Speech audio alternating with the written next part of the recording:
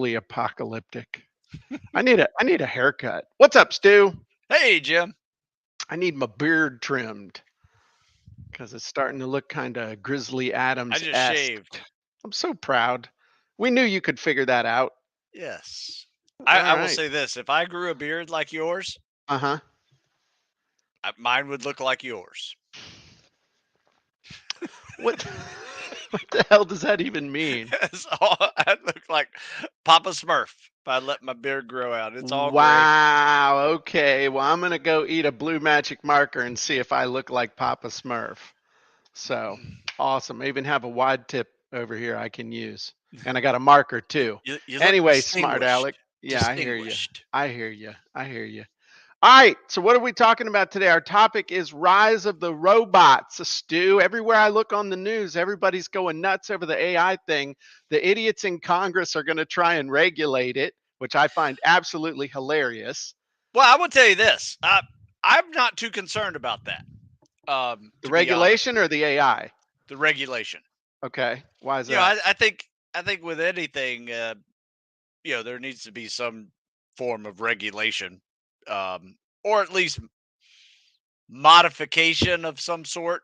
I don't know how to Okay. really explain it, because I'm Well, let me ask you not this. that well read in, but I will tell you this. Uh-huh. From what I'm researching this week with the launch of our new podcast and all, Uh-huh. is that I decided to, like, whoever speaks about I want Mhm. to listen to it and then Mhm. find out why they think that way. Because I will say, out of everybody I'm listening to, from Elon Musk to the CEOs of Google and um, Microsoft, they're all in the race Mhm. to learn how to monopolize or monetize AI. Mhm. And when I hear Elon Musk speak, and he is probably the most um, negative about AI right now, he Mhm. sees big use for it, in businesses and personal life and all that, but he also sees the downside of it as well. Mhm. And I just read a poll that 61% of Americans are also feel AI is threatening to humanity's future, right? So, believe me, this all goes into a unique way of looking at this Mhm. here in a second. Just got to bear with me. Okay. And so, what I've been learning is, when I talk to engineers, they're Mhm. like, it's going to be a very useful tool Mhm. for us. When I hear Elon Musk talk about it, when it first came out, he was very positive about it. Mhm. And he actually created the term open AI, Mhm. thinking it was going to be a nonprofit. He had put in $50 million to help develop it. And then he now sees it turning into a closed for profit model that he's not happy with. Right. Yeah. So now he also is saying it should be halted. It's, so he sees it negative on a different level. Does that make sense? Yeah. Yeah. And that is a few things. Whenever you get info from anybody, you need to ask, okay, what's the source of the info? All right. That's what I love when I see these idiots in Congress that are trying to understand internet stuff. I saw when they Oh, were questioning Zuckerface or whatever his name is, and they were saying, how do you have a business model that's free? How are you able to give all this stuff away for free? And it's like, we sell advertising, Congressman. And it's like, you are not qualified to be asking this dude questions. no, no. Okay. So, what's the source of the info? What is their focus? What is their motivation? And what axe do they have to grind? Because these are human beings. And the older I get, the more I realize that nobody else grew up either. all these people who are quote unquote leaders and experts and authorities and stuff are the same little 5-year-olds running around that I used to beat up on the playground. All right. The same kids fighting over bologna sandwiches and tattling to the teacher are the ones that went into politics. Sorry. That's sorry, not sorry. Okay. Great. So if you look at like on the news, I look at the news and you see all this clickbait. If you can just go over to Google News right now and put in AI and AI taking all the jobs. Well, let me tell you what, you'll see a whole lot of clickbait. So what's the source? News isn't news anymore, it's entertainment. What's their focus? Their focus is on creating a sensationalist angle on the thing. What's their motivation? Clickbait. They want to get clicks, eyeballs, sell ads. And what axe do they have to grind? Well, I don't know if they have an axe to grind. Maybe it just doesn't stop here. But then if you look at maybe somebody who's saying that AI is taking all the jobs, and you look a little closer, and the source of the info is like the Worldwide Institute. I feel like I need to whip out the acronym genie. The WIC, the Worldwide Institute of Content Knowledge Workers. Hey, that's pretty good, man. WIC-W. It actually sounds like a professional wrestler with a speech impediment. WIC-W. Um, but what's their focus? Their focus is on still getting paid for writing content for other people. What's their motivation? They don't want to lose their job. What axe do they have to grind? Wow, there are tools out there now that can do as good or better job than what we can do writing blog posts and other stuff for people in like 1/1000th of the time. And we're going to lose our jobs as they currently exist. Not thinking about, you know what? Instead of writing the content, why don't you become an editor? Because, in my opinion, you and I've talked about this, Stu, Yeah. is that editing is the new writing skill.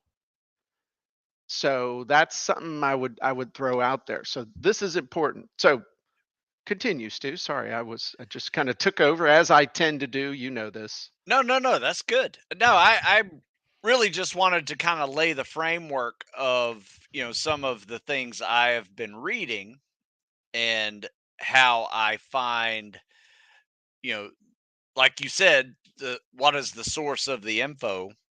Right. When you dig a little deeper, you start to realize, oh, he has a different view of it now than he did, you know, a year ago. And it is because of, something that happened in the process of its development. Yeah. I need to Right. stop real quick. Just address one quick thing. Anne just brought something up that I need to address. She says, I never pictured you as a schoolyard bully. Um, I was never a schoolyard bully. I just got my karma even on the dodgeball court. We'll just leave it at that. All right. I was never a schoolyard bully. So I that was just getting ahead of myself there. Yeah, Were I you didn't were you a schoolyard bully, Stu? know. Okay. I Good. got bullied until I did not. Okay. All right. Well, that'll be another one we can talk about bullying someday, but not today. All right. So, no, I was not a schoolyard bully. No, I did not terrorize the other 5-year-olds. I was actually quite popular and social. So let, Um, let let's look at it this way, Jim. Do you remember mhm. back in 1984? uh, Those good old 1984, I was a those good senior in high years. school. Now, did you have a computer in your home? I did not, and I was pissed about it because we could not afford one. Well, only 8% of America had computers in their home back in 1984. You know what else came out in 1984, Stu? What's that? Well, Stu, I'm going to show you. And mainly because it's important just to understand this. And here we go. This came out in 1980. Ah, of course it did. That's some AI. That's some that's Okay, some now serious that's some serious AI, Jim. I don't think I violated fair use there. That's what people are trying to make out from 1984. That's what people are trying to make out what AI is, and they're just full of it. I will agree. I will agree 100%. But imagine, I remember in 1987 when I actually did get my first computer, Uh-huh. I was thinking the way I think now Mhm. about getting a computer. I was thinking this computer's going to make everything so much better, so much easier. And then I plug it in and it's basically a glorified typewriter, Now, I right? will tell you this. That was in 1987. I had a roommate with an IBM PC Junior, and he would let me type my papers up on that thing. And I thought that was the second coming of Jesus because of Yeah, the way it would do the bibliography and the footnotes. That was like cheating right there. I agree. I agree. But at the same time, you know, it made life a little better, Right. right? It was a new tool that I could do to make my writing a little bit easier for term papers that I was in Right. school. And it was You know, more the that mechanics of the writing, not the writing itself. It was the mechanics of right. getting it into final form on paper. And what that actually evolved into is what I truly expected Mhm. a computer to do when I purchased a computer. What did you expect it to do when you purchased it? Everything that it's doing now, right? Whenever I was like 40 years ahead of my time, Jim. Okay. And I was always disappointed with how ineffective my computer was Okay. until it started evolving. And now it's evolving in a direction where I think people are just the opposite. They're a little bit intimidated by this new evolution. And not unlike any other intimidating changes that have occurred throughout history, whether you're talking about, going from going like the industrial revolution to the rocket age to, you name it. Right. Everybody's a little bit intimidated. Well, it's a tool. I remember, my first computer was I bought a color laptop that had a 125 megabyte hard drive and 4 megabytes of RAM. It had a 10-inch color screen, had this janky little mouse on the screen side of the screen and with the buttons, and you did it like this. It was $4,000 in 1992. That was that's the equivalent of over, I think, $9,000 today with inflation. And Damn. it didn't do jack. I mean, I bought it to help me being a loan officer at the bank, and I had to program everything into it I had to learn Excel, but it wasn't Excel back then. It was Borland's. I can't remember the name of it. It was somebody might remember the name of the first, but it was Borland something or other. It was a uh, spreadsheet, but I had to program that thing myself. And so that was the big thing is it's a tool, but it won't do what you need it to do unless you learn how to make it do what you want it to do. And it's the Yeah. same with the My AI thing. my first hard drive that I purchased separately from my original computer that I was just arguing about Uh-huh. is a 25 megabyte hard drive. There you go. 25 megabyte hard drive. Yeah, that was screaming big too. That What was would it. you ever That was the equivalent of 25,000 floppy disks piled from here to the top of the, whatever. That is true. So yeah, I think the big thing that people need to understand is that right now, everything you're hearing about AI, I'd say 90% of it is being told to you with a purpose that has nothing to do with AI. It is using the clickbait power of AI associated or attached to it with an agenda of the person who's telling you about it, whether it's to get clicks, whether it's to stir you up, whether it's to separate you from your time, your money, your effort, your sanity, your vote. Whatever it is, there's an agenda behind it. It's like people getting pissed off about tractors. When tractors appeared, oh, all the farm laborers are going to lose their jobs. All the horses are going to go out of business. Um, there's just always somebody with an agenda who's stirring the stuff up. Now, on the flip side, would I say that it was a good idea for us to relinquish control of our weapon systems to AI like they did in the Terminator? Well, I'd say probably not. Yeah, that'd be a bad idea. All this stuff of uh though like losing jobs. All right, what jobs, if you really think about AI, what does AI do? What especially when we're talking about AI from the standpoint of Chat GPT, or there's actually two types of AI that we're seeing and using, and okay, and one is base level AI, and one is basically trained AI. So base level AI is just a bunch of data. It's just a bunch of data. So it's like a really smart 3-year-old that from Sure. some weird future sci-fi movie that's just or like the Minority Report with Tom Cruise, where he had those female life forms in this vat that just had all this information, but you had to know how to get stuff out of them. It's actually really stupid. It's just giant data. The other thing is trained, which is organized data. So like when you go to the Genie or you go to Chat GPT or something, you say, write me a Facebook ad.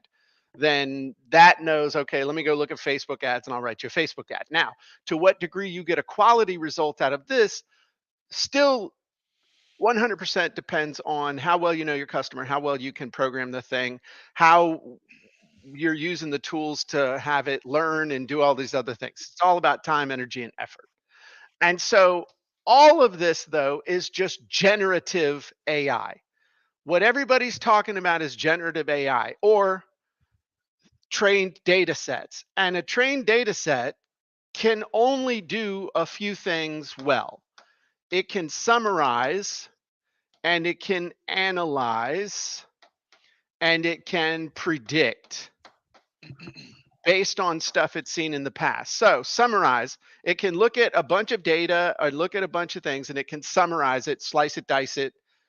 A basic example would be give it a list of 50 questions, and it would organize the questions into groups and spit it back to you.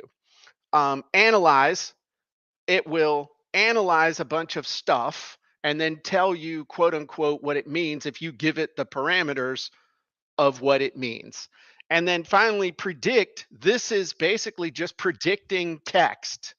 So when you tell it, write me a blog post, write me an ad, do this, it's predicting what will make sense to you based on all the stuff it's analyzed in the past.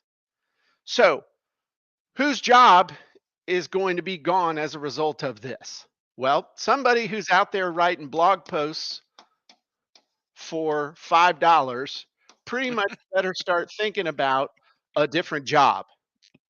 I'm just saying. I mean, you think about that. Someone who's writing basic sales copy, like an entry level copywriter, you better become a better copywriter. You better work on your copy chief skills because that job's going away. Is it going to disappear right now? No, because not everybody's using the technology. But at some point, everybody will be using the technology either directly or through an intermediary. And most of them will be using the technology through an intermediary because they don't want to learn how to build a watch, which is what using ChatGPT is. What they want to do is know what time it is. That's what the genies are for. If you think about that. Okay, you don't want to know how to build the watch. You don't want to know how the atomic clock works. You just want to know it's this time and this time is right. So any of this stuff that's super basic, like entry level on the pyramid of value, all the stuff down here at the bottom is going to get replaced by AI. If it involves any kind of generative stuff that has been generated in the past, if it's any kind of analysis or summary or basic things like, make me computer code that does this, because everything's building blocks ultimately, this is going to get taken over by AI. But you know what? As we have proven throughout human history, when one door closes, at least 2 or 3 other doors open. One variable creates multiple additional variables. Who's going to look at what the AI thing did and see if it's any good? Who's going to look at it and make sure that actually is relevant? Who's going to make sure that the AI is not hallucinating, which is the industry term for what in the hell did this thing just spit out? But if nobody's paying attention, somebody might think this was true. So entry level stuff is gone, but that's going to create a whole lot of other opportunities for people. Jim, do you want to hear what I asked the genie Yeah. to about AI? Because I'm worried about AI. Okay. So this is I went to the blog post Genie, and Uh-huh. I asked Genie. I was the concerned business professional. Oh, That okay. that's who I was, That sounds like you. concerned about AI. Okay. And so here's what it put out. And give me 3 minutes to read this. Okay. Are you worried about the rise of AI in the business and personal space? You're not alone. AI is increasingly becoming a part of our everyday lives, and many of us, over 60%, are struggling to understand how it will affect our work, homes, and our security. AI is already being used in a variety of business applications. It's helping companies make decisions more quickly, efficiently, and accurately. AI can analyze data faster than humans, spot patterns, and make predictions. It's also being used to automate mundane tasks and repetitive tasks, freeing up valuable resources for more important activities. In the personal space, I found this interesting. Mhm. AI is already being used to make life easier. AI powered assistants like Siri and Alexa can answer questions, manage schedules, even order food. AI based chatbots are being used by companies to interact with humans or customers more effectively and easily. AI driven automation is also being used to help people save time and money, such as by recommending products and services that might be of interest. However, AI also brings in a number of potential risks. AI driven automation is eliminating jobs and creating a skills gap. AI based decision making can lead to bias and errors, and there's always a risk of AI driven systems being hacked or manipulated. Hey, guess what, Jim? What? All that stuff's already happening. Yeah. Yeah. Yeah. No There are kidding. hackers out there, there is misinformation out there, there is um, yeah, you name it. There's all kinds of bias and errors out there already. So, Sure. but there's no need to be overly alarmed. AI can also be used to help people make better decisions, create more efficient processes, and increase security. There are a number of ways to ensure that AI is being used responsibly and ethically. This includes setting up clear guidelines and providing appropriate oversight and training.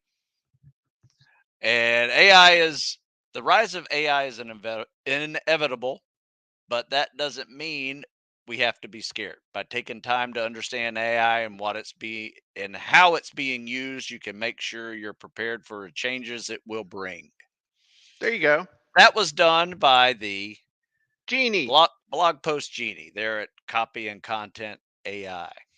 So, what are your big takeaways from that? Um, yeah, I mean that's where it is. I mean, I think it's as with anything in life, it is a tool that can be used for good.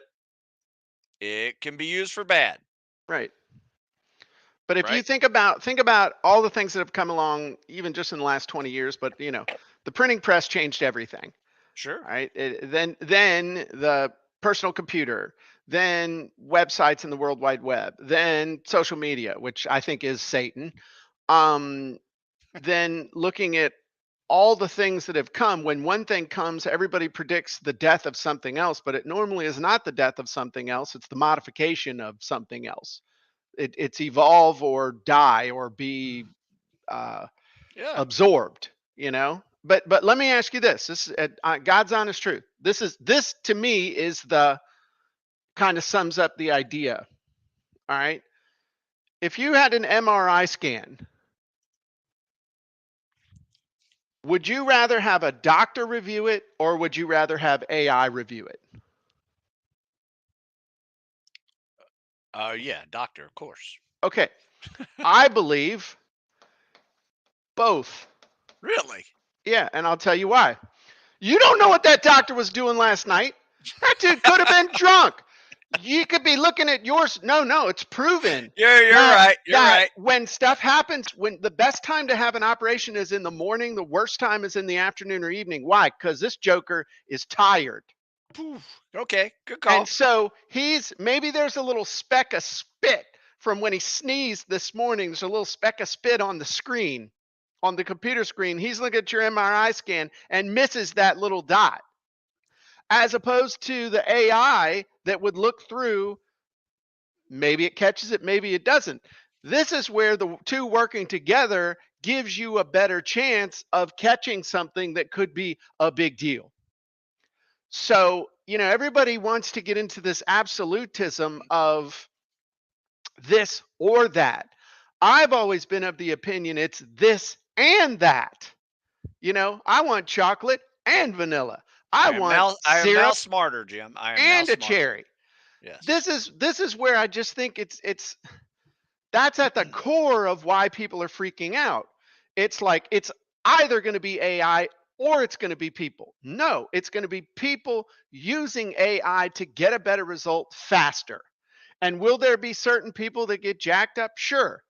I mean, how many people made their living at the beginning of the 20th century shoveling horse crap and shoeing horses? Hundreds of thousands of people did. How many people make their living doing that now? Hardly anybody. In fact, it's a specialized skill, not the shoveling, the shoeing. So people adapt. It's a tool. They'll use it. Some people will figure out how to use it for nefarious purposes. Most people will just take it for granted, like having a miter saw in your toolbox when you got to do angles as opposed to trying to do it with another kind of saw. It just is what it is. It's here. So I just that is at the crux of the whole thing, is that people are saying it's an either or. It's not. We will use it. But like I said, some people use bad stuff, but like they're, the idiots in Congress, which they are saying stuff like it'll make it easier for people to hack. Sure, it'll make it easier for people to hack, but guess what? You have a more powerful tool to work against the hackers. A rising tide lifts all boats, good, bad, indifferent. So that's just my opinion. But ultimately, the big thing is I'm telling y'all right now, the skill of the next 10 years is not of creation, but of curation, of being able to understand what people want, what's going to help as far as content and copy and stuff like that, what people want, what's going to help them, what they're going to respond to, and being able to edit and curate that for them. That is the skill of the next 10 years. Curation, not creation. I'm telling you, you heard it right here. All right.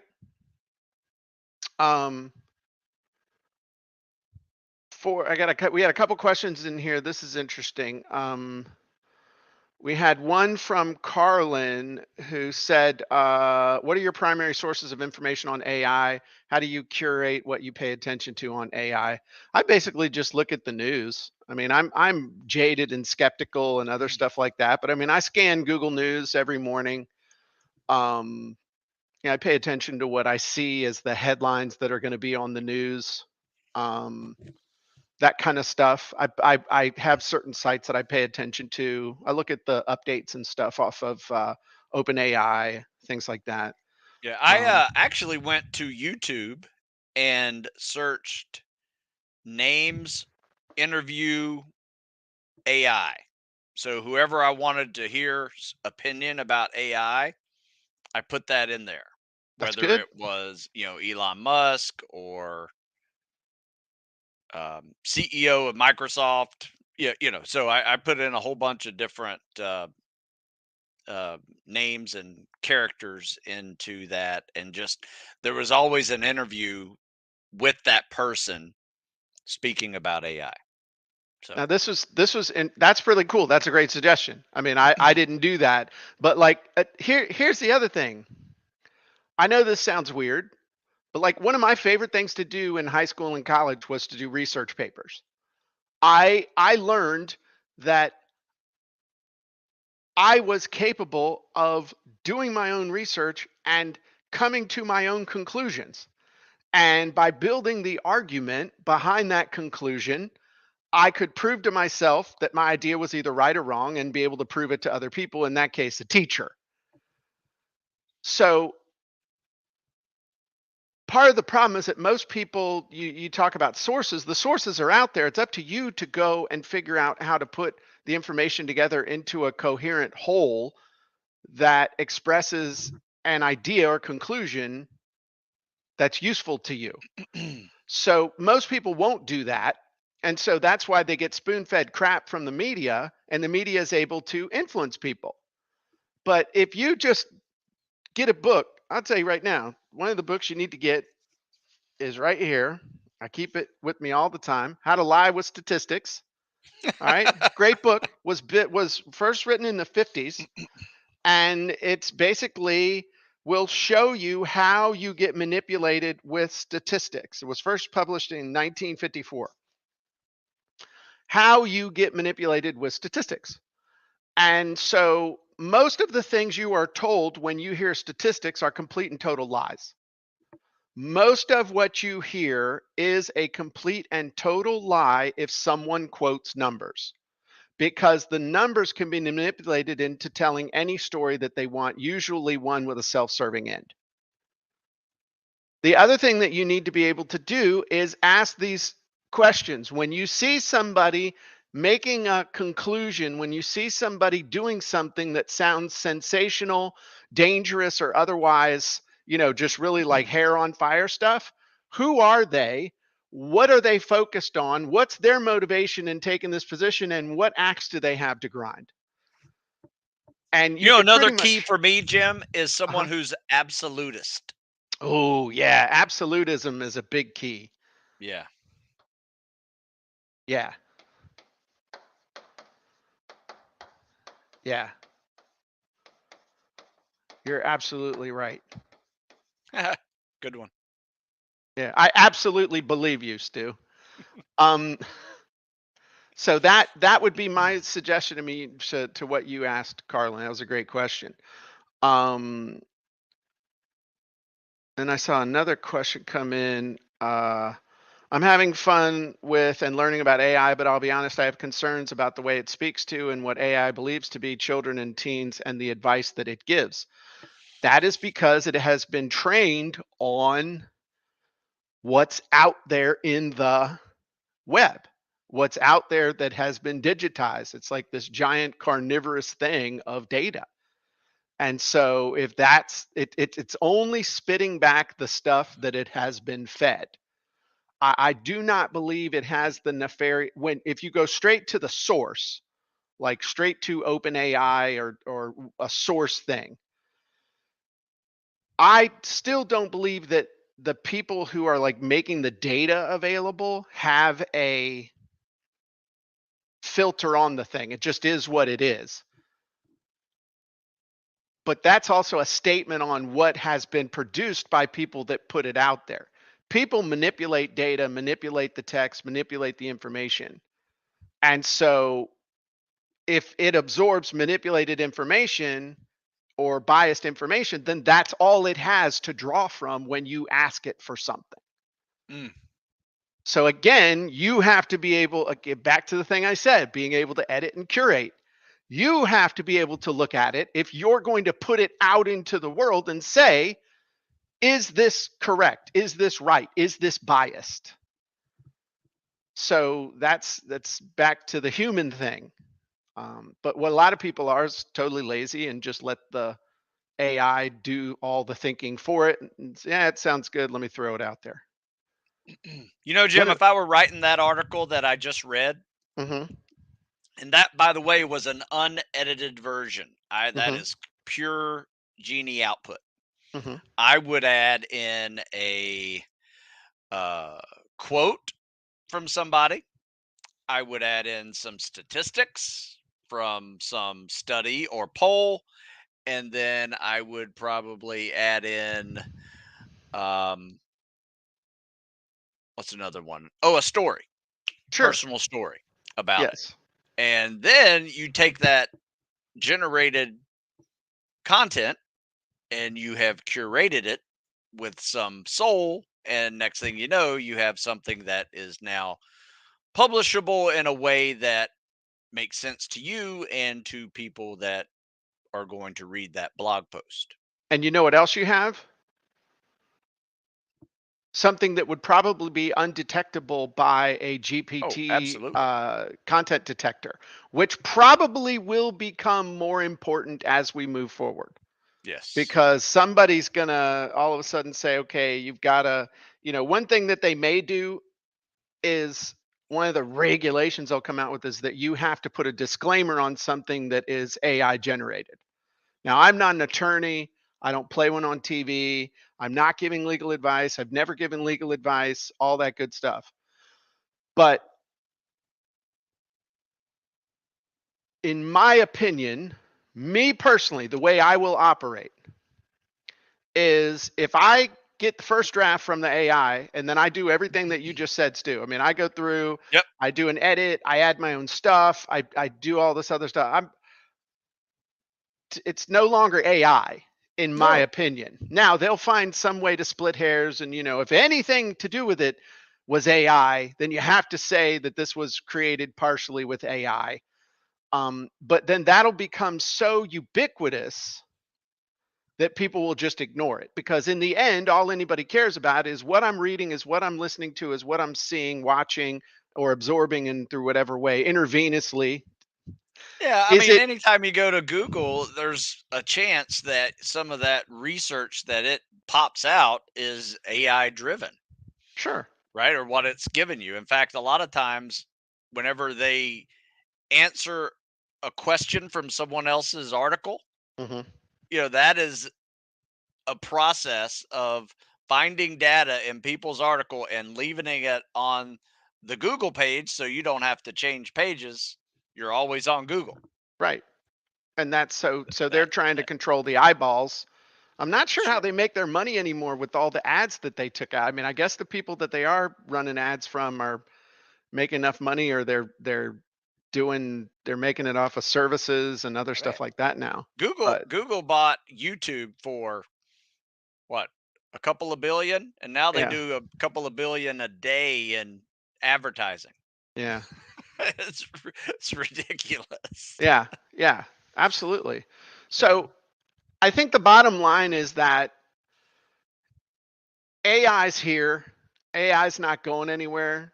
From the standpoint of what we're concerned with on this show and with copyandcontent.ai, is literally using the tool to help you create better sales copy and better content so you can get more leads, make more sales, and build stronger, more profitable relationships with the people that you're called to serve. That's what we do. That is our whole focus. Are we Faster worried and about more efficient than ever. right, better, faster, all that good. In fact, it's on the banner. You can't see better copy, better content, better results, fast. Um, that's what we're about. So, am I worried about AI getting hooked up to Norcom or whatever that is? They're in the Cheyenne Mountain or whatever. I'm not real worried about them being that stupid to hook that up. And if they Yeah. do, it'll be over in 2 minutes, and just I'm right with Jesus, so it'll be okay. All right. So, and am I worried about it now? Am I worried about people using it to be able to manipulate the stock market? Could I see somebody creating a whole bunch of what look like real press releases and real content to all of a sudden just flood the market to be able to do a pump and dump on a stock? Yeah, I could see somebody doing that. I bet somebody's already done it. Yeah. Um, so they probably need to regulate that, but I don't know how they would. How and see the thing is that how would they regulate it when they can't regulate stuff now that's being done by humans? Because all this is the bad stuff that people are worried about happening is already being done by people. All this is going to Yes. do is just amp up the speed with which they can do it. In the end, this is only about speed. Look, really, it's only everything that AI can do, a human can do. Everything that generative pre-trained transformers can do, a human can do, because the computer copied it from people.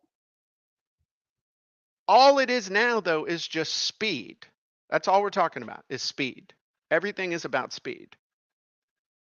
Just like not Buzz Lightyear. Uh, what was the red Yeah. car? Cars. Disney Cars. Yeah. Lightning Move. McQueen. Lightning Lightning McQueen. McQueen. There you go. I Sorry. am speed. It's been a few years, Susan. Sorry. I saw that movie about 1,000 times with Johnny and Eli, and it probably blocked it out. So, well, Stu, wrap this up for it. Bring us in for a landing on this, because we got to get ready to go do our turn content into traffic show for the copyandcontent.ai elite members. Well, you know what I'm going to do, Jim? I'm going to let the genie from wish number 1 summarize this whole thing. Okay. All right. Okay, if you're interested in learning more about AI and how it can be used to benefit your business, there's a few steps you need to take. First, familiarize yourself with the basics of AI and machine learning. You don't need to be a tech expert, but understanding the fundamentals can make you more can help you make more informed decisions. Additionally, consider hiring an AI consultant to help you get started. An AI consultant can help you identify the best AI solutions for yourself. Finally, this is the most important. If you're still feeling overwhelmed, remember that AI is just another tool in your business's toolkit. AI can help you automate processes, improve customer service, gain insights into customer behavior, but it's up to you to decide how it is used. With the right strategies and attitude, you can make AI work for your business and unlock its potential without feeling threatened. Nice. I like that a lot. And David, I'm with you. And okay, here's the $64,000 question. That was good. So that's the end of the show. Now this is the after show, because I want to test your cartoon knowledge, Stu. Okay. Okay, and everybody else. What first thing? David said, "I'm so old. I was thinking Speed Racer." All right, two things. We're gonna do Speed Racer trivia real quick. I'm turning into my dad. One, what kind of animal was Speed Racer's pet? Number two, Oof. what was the pet's name? And what was Speed Racer's brother's name? No idea. Okay. Yeah, I don't remember any of that. That was the first cartoon my mom ever. That's too violent for you to watch that. I'm like, you're kidding, Mom. Wasn't it like a monkey or something? Yes, it was a chimp. Oh. And his name was Chim Chim. Oh. Okay. Okay. And his brother's name was Racer X. Oh. So, anyway, all right. I'm getting weird. Everybody take care, and we will see you next time. I hope you enjoyed the copyandcontent.ai report, our initial episode. We're going to be, this is our thing moving forward. So it's kind of combination Jim and Stu show and podcast, and we're going to do what we do. So if you have questions, if you have issues you'd like us to address, things you'd like us to dive into, things you'd like us to demo, let us know. Those of you that are members of copyandcontent.ai, let us know through the help desk or right here in the comments. Just let us know what you'd like for us to do. So, all right, everybody have a great day, and we'll talk to you soon. Bye-bye, everybody.